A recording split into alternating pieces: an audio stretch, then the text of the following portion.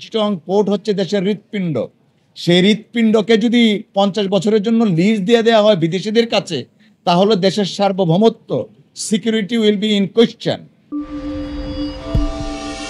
কারণ DP world নামে Dubai base একটা কোম্পানিকে 2019 সালে বিগত সরকার কোনো রকম বিডিং প্রসেস ছাড়াই, কোনো কম্পিটিটিভ প্রসেস ছাড়াই এমওইউ স্বাক্ষর করেছিল এবং আশা করা হয়েছিল যে 5ই আগস্টের পর নতুন সরকার এসে এগুলো সমস্ত কর্মকাণ্ডকে বন্ধ করে দিবে।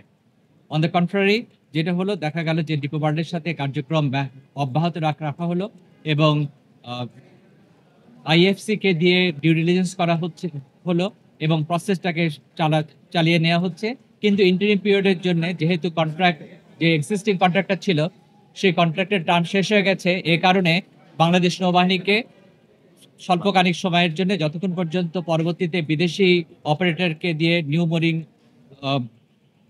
যে টার্মিনাল আছে সেটাকে অপারেট করার আগ পর্যন্ত নৌবাহিনীকে ক্ষমতা প্রদান করা হয়েছে। কিন্তু এটা একটা সাময়িক সরকারের ইচ্ছা এখন পর্যন্ত যে এটা ইন্টারন্যাশনাল কোনো টেন্ডার ছাড়াই, কোনো বিডিং প্রসেস ছাড়াই, কোনো কম্পিটিটিং প্রসেস ছাড়াই এটা বিদেশিদের হাতে তুলে দেওয়া হবে। সেটাকে চ্যালেঞ্জ করে এই যে কার্যক্রম ছিল, যে পিপিএ, যেখানে প্রধানত দুটো বিশেষ কন্ডিশন আছে, যে বাংলাদেশে যে এক্সিস্টিং যে স্ট্রাকচার আছে সেরকম ক্ষেত্রে কোনো রকম বিদেশি কন্ট্রাক্ট নিয়োগ করা যাবে না। সেখানে প্রথম কন্ডিশন হচ্ছে যে 2000 কোটি টাকার নিচে কোনো প্রজেক্ট দেওয়া যাবে না। আর দ্বিতীয়ত হচ্ছে যে এক্সিস্টিং যে প্রজেক্ট আছে সেখানে বিদেশিদের দেওয়া যাবে না। নিউ মোরিং যে কন্টেনার আছে সেখানে একটি এস্টাবলিশ একটি কন্টেনার এবং এখানে বছরে 500 কোটি টাকার থেকে বেশি রেভিনিউ জেনারেট হয়। সুতরাং বিদেশিদেরকে শুধুমাত্র এটা দিয়ে অপারেট করার কোনো কারণ বাংলাদেশের মানুষ অন্তত দেখে না এবং সেখানে নানা রকম যারা স্টেক হোল্ডার আছে তাদেরও তীব্র প্রতিবাদ আছে। যে টার্মে রুল ইস্যু হয়েছে সেটা হচ্ছে যে নিউ মোরিং কন্টেনার টার্মিনাল, যেটা বিদেশিদের হাতে দেওয়ার জন্য যে প্রসেস হয়েছে, যেটা ভায়োলেট করা হয়েছে PPPA, public private partnership act 2015 violate করে, এবং সেই অ্যাক্টের আন্ডারে যে পলিসি আছে সেটাও ভায়োলেট করে যে বিদেশিদেরকে দেওয়ার জন্য যে প্রসেস শুরু হয়েছে সেই প্রসেসটা কেন অবৈধ ঘোষণা করা হবে না সেটা আমি রুল হয়েছে। এবং আরও রুল হয়েছে যে ইন্টারন্যাশনাল বিডিংয়ের মাধ্যমে, কম্পিটিশনের মাধ্যমে দরপত্র আহ্বান করে যেন পরবর্তী যে কন্ট্রাক্ট হবে তাকে প্রদান করা কেন হবে না সেই মর্মে রুল হয়েছে। এখানে রেসপন্স হচ্ছে গভর্নমেন্ট অফ বাংলাদেশ এবং চিটং পোর্ট অথরিটি। এটা আমরা আপাতত স্টেপ প্রেস করিনি।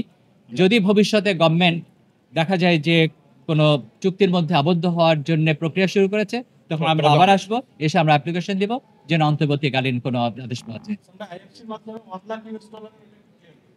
সেটা হচ্ছে যে ডিউ ডিলিজেন্স করার জন্য আইএফসি কে অ্যাপয়েন্ট করা হয়েছে এবং আইএফসি কে অলরেডি চিটং পোর্ট অথরিটি $1 লক্ষ সম্মানী প্রদান করেছে।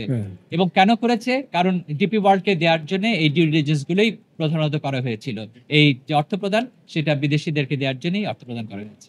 আসলে এখানে একটু জাস্ট সাপ্লিমেন্ট, এটা একটা পলিটিক্যাল স্কিম ছিল গত সরকারের সময়। আমাদের প্রত্যাশা ছিল এই পলিটিক্যাল স্কিমটাকে অন্তর্বর্তীকালীন সরকার স্কিমের শিকার হবে না বা তারা এই স্কিমটাকে কন্টিনিউ করবে না।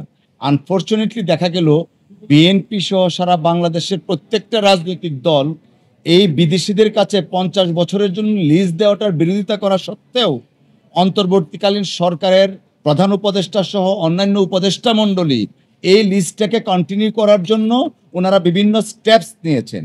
যে কারণে আমরা সচেতন আইনজীবী সমাজ প্রবণ বেসিসে আমরা কোর্টে গিয়ে বলেছি যে এইটা দেশের স্বার্থ বিরোধী এবং দেশের যারা স্টেক হোল্ডার আছেন কেউই চাচ্ছেন না এই জিনিসটাকে কন্টিনিউ করার জন্য।